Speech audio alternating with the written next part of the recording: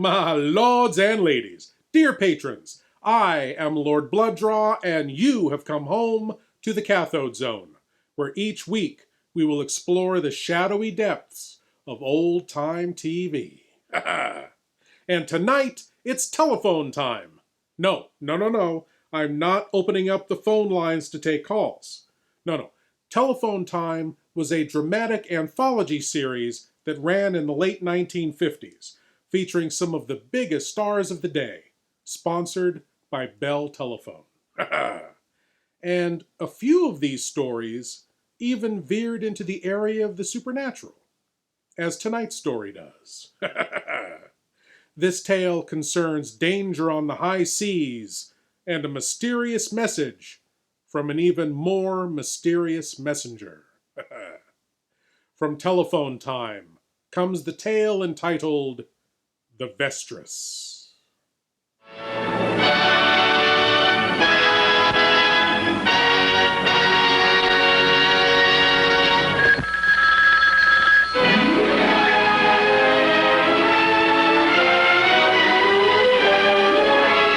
Bell Telephone System presents Telephone Time. Telephone Time with Dr. Frank Baxter. How do you do, ladies and gentlemen? Have you two ever had the strange experience of going into a room new to you with a sudden feeling that you'd been there before and that you recognize every bit of furniture, every picture? This is a familiar experience, so common that it has a name, déjà vu. It's one of the curious things that happen to people for which there's no very easy explanation, and there are many such things. Now, this strange story that we're about to tell you was first written down by a distinguished American of the 19th century, Robert Dale Owen. He was a writer, a political thinker, a congressman, and served as United States minister abroad. And other people have recounted this story, too. It took place on the bark Vestris.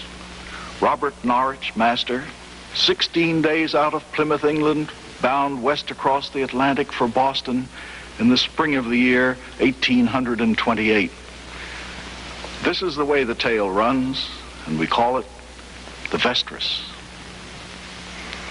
I'm off for the morning train, across the raging main. I'm off to my love with a boxing glove 10,000 miles away. Oh, even is not I know, a-roaming I will go. I'll stay on board on the English shore, so let the music play. I'm off for the morning train, across the raging main. I'm off to my love with a boxing glove 10,000 miles away.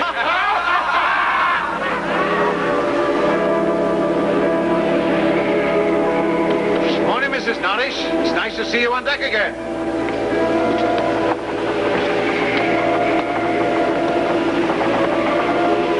Are you feeling better, my dear? I was just saying to the captain how lucky the weather has been for your first voyage. It is not often we get it as good as this, ma'am. We're going to plot our position, Mary. Come and see how much closer you are to those cousins of yours in Boston.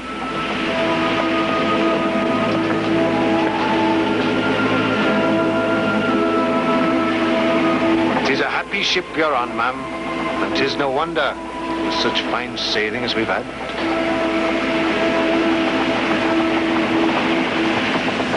That's where we are, and very good, too. Come over here, Mary. Come on, lass. That's our position. Don't you think we've come a long way in 16 days? There's still a long way to go. Yes, indeed, ma'am. But at the rate we've been going, it won't be long before we get there. 8 bells already. Excuse me, ma'am. I leave the course for the next watch, and I'll be ready for my dinner. 49 degrees, 37 minutes north latitude, 35 degrees, 13 minutes, 20 seconds west longitude. Come 3 points south. There. Now I'm ready for my dinner. I'm famished. Oh, Mary, many's the time I've wished you on board my ship with me. And here you are at last. You brought good luck with you, lass. Never have I known such winds.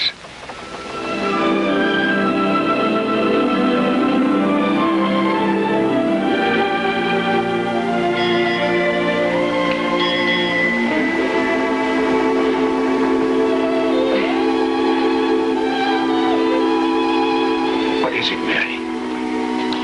It's nothing. It's foolish to say it's nothing. Is it some pain you have? I tell you, 'tis nothing. You didn't eat your dinner again tonight. For days you haven't eaten enough to keep a bird alive. It's not like you to be like this, Mary. Like what? The days I haven't seen you smile. You seem lost in some melancholy world of your own.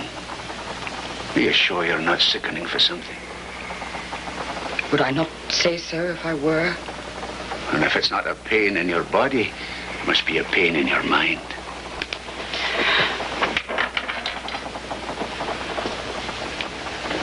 You're hiding something from me. You've never done that before, Mary. Is it the sea? I hate it. Aye, it does affect people that way sometimes, till they get used to it. The monotony of seeing nothing but water. No, it's not that. It's something deep down. Cruelty.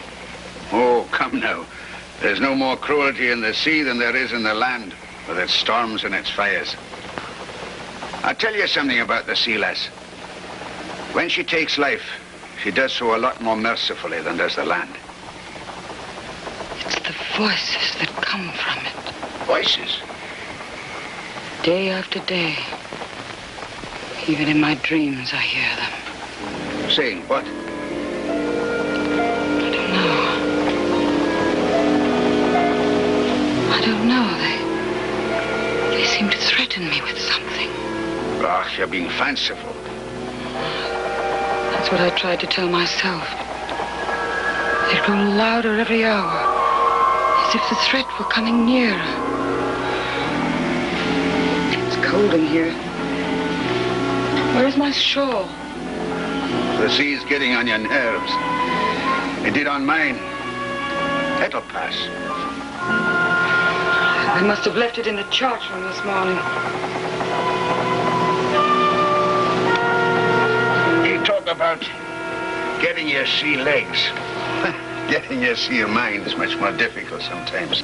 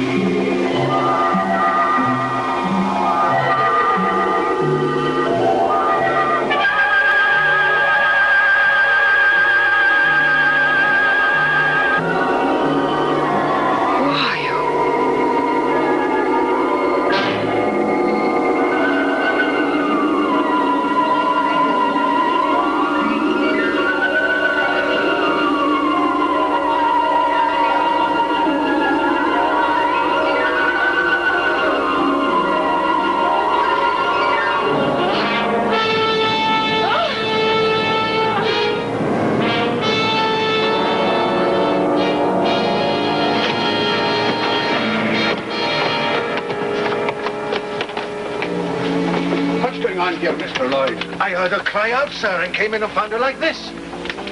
All right, Mary. You're all right now, lass. What happened, Mary? Someone was in here. Who? Who was in here? A man. A stranger. All right, back to work.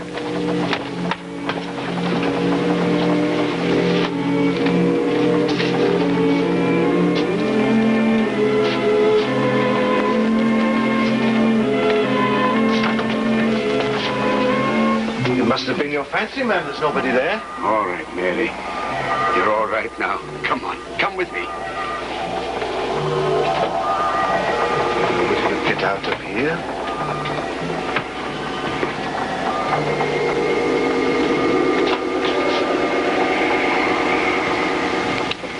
Tall and thin. But there was no one there. He wore a jacket with a hood over his head. And when he turned and looked at me, his face was like that of death. His eyes were full of suffering. He tried to say something to me. 'Twas but your fancy, lass. Come now. Take a sip more of this.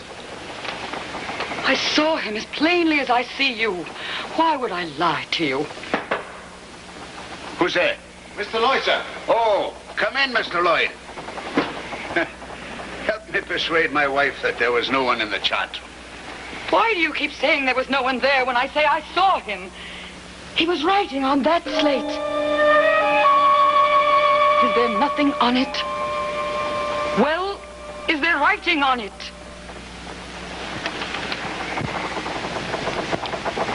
Steer northwest. Steer northwest.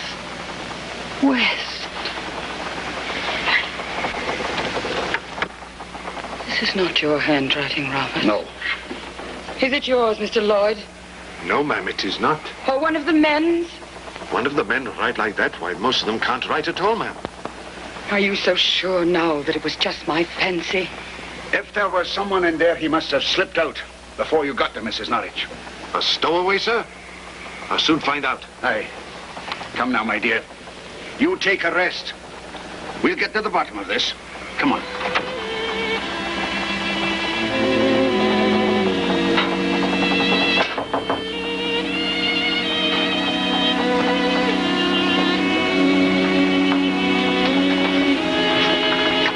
Voice low, Mr. Lloyd. She's sleeping. I searched every nook and cranny in the ship, sir, and there's not a trace of anyone. Did you question the men about the writing? I even made those who can write the words. But nobody knows anything about it, and I'm sure they're speaking the truth. Mr. Lloyd, before I ask you for your solemn word that you did not write this, I will give you mine that I did not do so. As the good Lord is my witness, sir, I did not do that writing. And either there was a stowaway aboard, and he slipped out before you got there and jumped overboard. But what sense does that make? But nobody can stay hidden on this ship for 16 days without leaving a trace. Or else my wife, in her disturbed state of mind. But if she did, it's the first time she's ever written in this hand. I had the same thought too, sir. But why should she write that? Even she knows that to steer northwest is to take us out of the line of shipping and into the ice floes. Aye, there's no sense in that either. Well, what's to be done now, sir? What else but wait till the truth of the matter comes out? I'll keep this here. Aye, sir. There's another one in the chart room. Yes. Yes. Yes. Yes, I hear you. Yes. Steer northwest.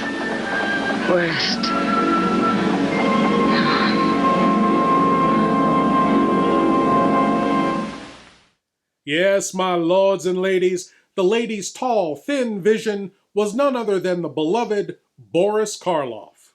The silver screen's classic Frankenstein monster, the Mummy, and so many other classic roles. And the good Captain Norwich should look familiar to you genre fans out there as well. He's character actor Torrin Thatcher, who appeared in the original Star Trek TV series as Marplon in the episode Return of the Archons. He also played Pendragon in 1962's Jack and the Giant Killer, but he's probably best remembered as the evil magician Sakura from the Ray Harryhausen classic, The Seventh Voyage of Sinbad. Well, let's see how this voyage turns out as we move on to part 2 of The Vestris from Telephone Time.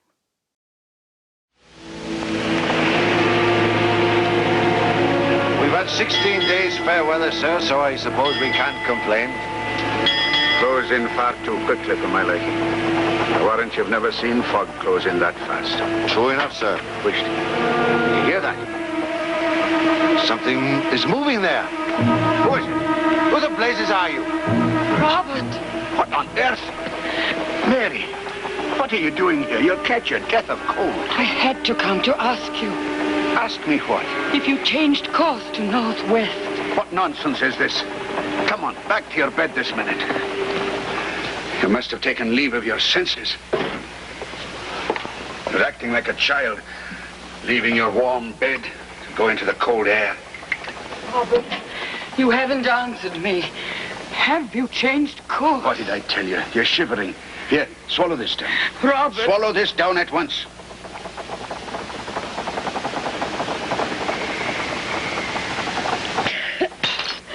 Oh, darling, I'm sorry. I didn't mean to speak harshly. Here, come and sit down.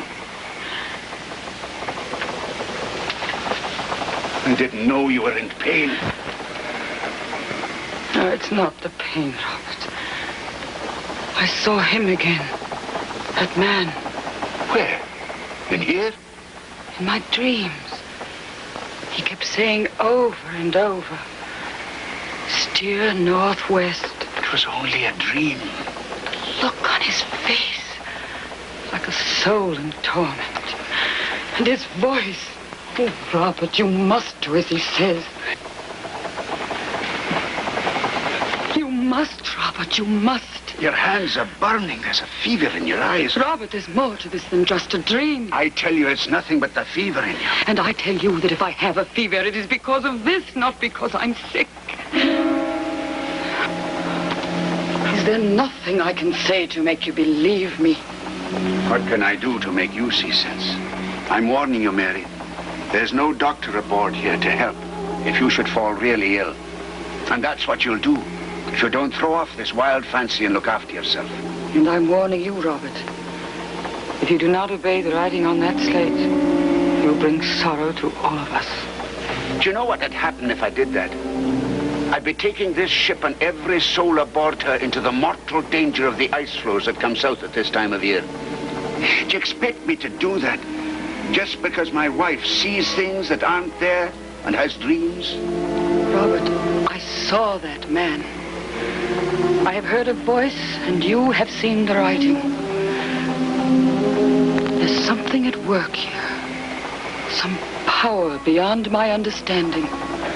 I don't know what it is. I do know more surely than I've ever known anything in my life before. That if we do not obey, we will pay for it in bitter sorrow. Mary, put yourself in my place. I can't do it. It would be unreasonable. You don't understand, Robert. You don't understand. I can do no more. It's in your hands now.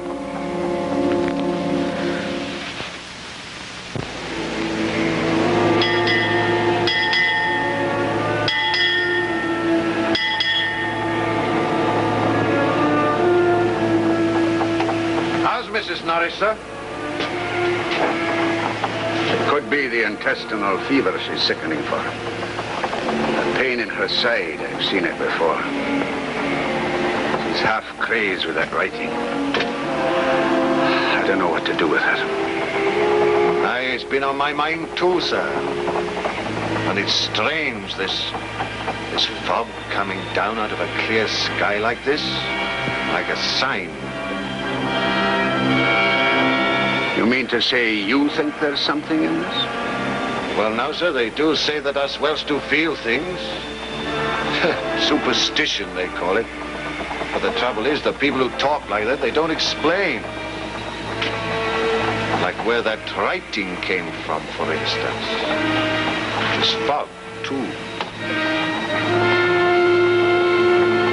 Have you noticed now how the wind has veered around to the southeast, sir?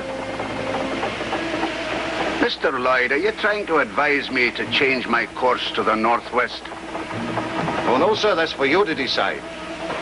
But I was thinking that if we ran northwest before this wind, well, just for a bit, of course, we might clear this fog. might help her to calm down and see sense. If it does nothing else. Very well, Mr. Lloyd.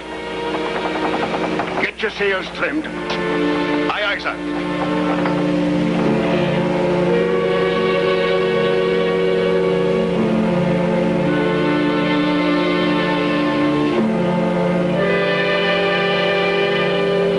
It ain't right. We got to do something about it. Here, mate, come here. We're headed too far north, and that's not bad enough. Having a woman aboard's bad luck. We ought to go talk to the captain about it and do something about it right now. Come on, let's go. You know what we want. Get back on course. This ship ain't headed for Boston. Get back for where you belong. What is it, man, Lloyd? You know what country they came up here before I could stop them. We got our rights. Right. All right, men. As soon as I get my wife over this attack, I'll turn the ship around. Now get back to what you were doing. Look lively now. Come on where you belong. How is she, sir? Mortal sick. I don't know what the end of this is going to be.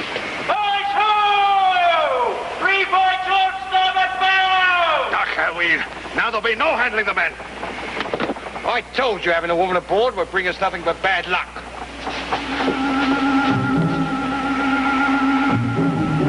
Man, it can't be true. That's what you get for being so far north. It's an ice floe, sir. And unless it's seeing things I am, there's people on it. You're right. There are 3 of them. Mr. Lloyd, bring her round. Aye, aye, sir. 2 of you get ready to lower a boat. Here! Here! We're saved. They've seen us. We're saved. We're saved. Here, wake up. Wake up, wake up, wake up. We're saved. They've seen us. Look, look. Ahoy! Ahoy! Put it in. Get it in. Hold her back now. Bring her up close to the ship. Come on, lad. First one up. Yeah, give us a hand here, mate. Up with him. Take it easy. All right, we got you, chum. We got you. Take it easy now. Easy. Keep the boat. Lay him down there on the deck. Up with him. Right, sir. All right, sir.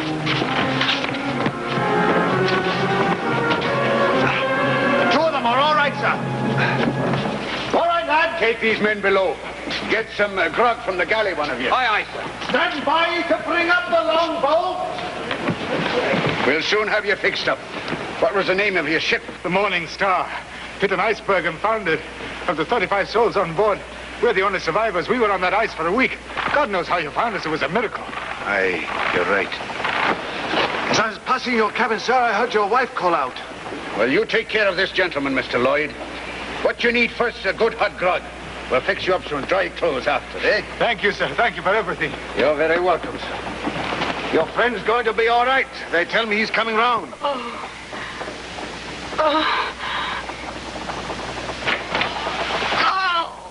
Mary, I'll send back to the floor and pick up some ice. It'll numb the pain. There now, Mary, lass. There now. We'll get back on course and pick up a ship with maybe a doctor on board. Sir, here's a doctor, a surgeon, one of the rescued. Are you really a doctor? Yes, but what seems to be the trouble?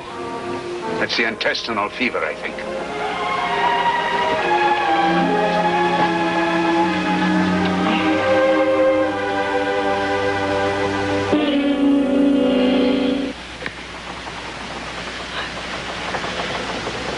I knew you would come. We'll have you all right in no time. You hear that, Mary? Robert. Robert, this is the stranger. That day in the chart room. Don't you remember?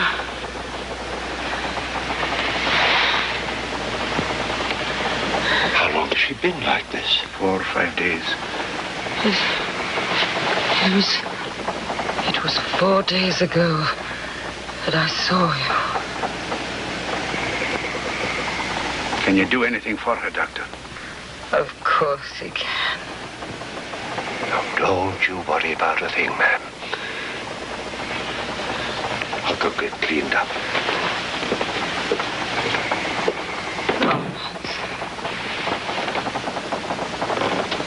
Now will you believe?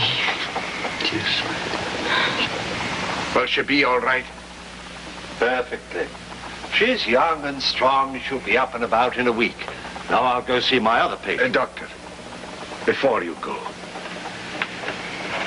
would you please write something on this slate? The words are steer northwest. Steer northwest? I don't understand. What? If you please.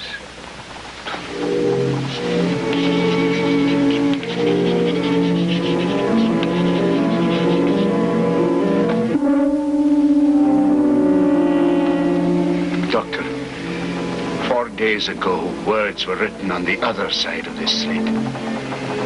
And by nobody aboard this ship. Read them.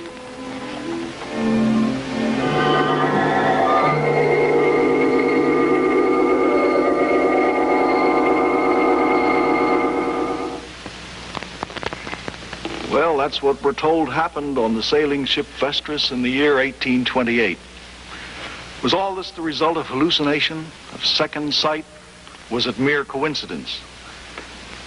Well, after this announcement, I'll give you the only comment we have to make. There are many phenomena and events that baffle our imagination and understanding, strange occurrences for which there seems to be no easy, rational explanation. Certainly, I don't intend to offer one for this. Perhaps in 100 years, man will be able to understand what took place in this strange legend of the Vestris. But for the moment, we can't. We brought you this story because it seemed like a good yarn and one quite worth the telling. Now let us look at our story, our true story, for next week. She was a militant pacifist. He was one of the world's wealthiest men. But she hated his work even as she loved him. When tragedy darkened his life, it was too late for her to help. But she is remembered for something that he did. See Jessica Tandy and Hume Cronin in War Against War. And until it's time for that story, ladies and gentlemen, goodbye.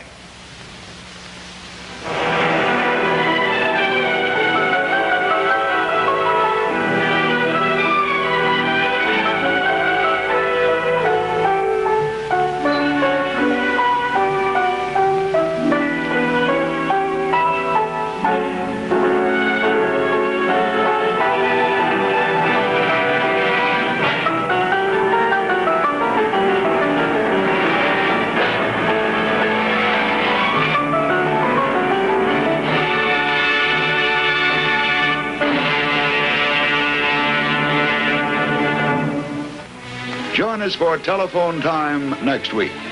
Until then, we remain sincerely yours, the Bell Telephone System. And a happy ending thanks to Dr. Karloff.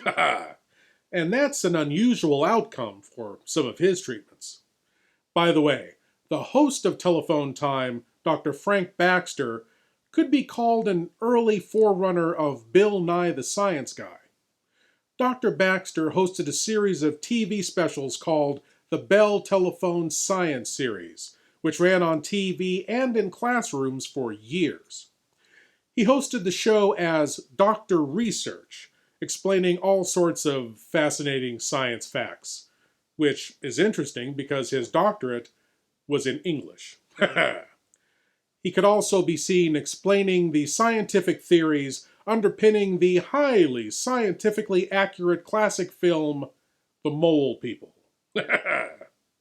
And one last point about the show we've just seen.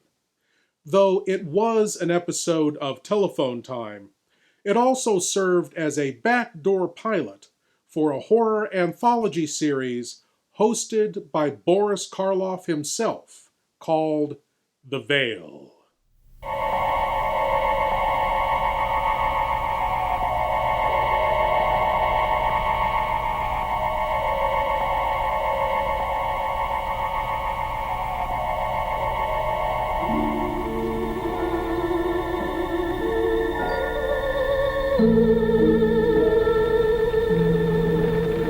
Good evening.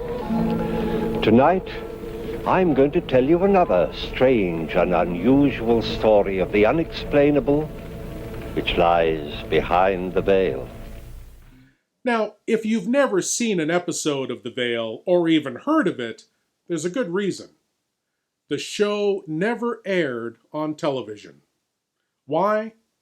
Well, that's a story for another time, because I will be showing episodes of The Veil right here in the Cathode Zone in the future.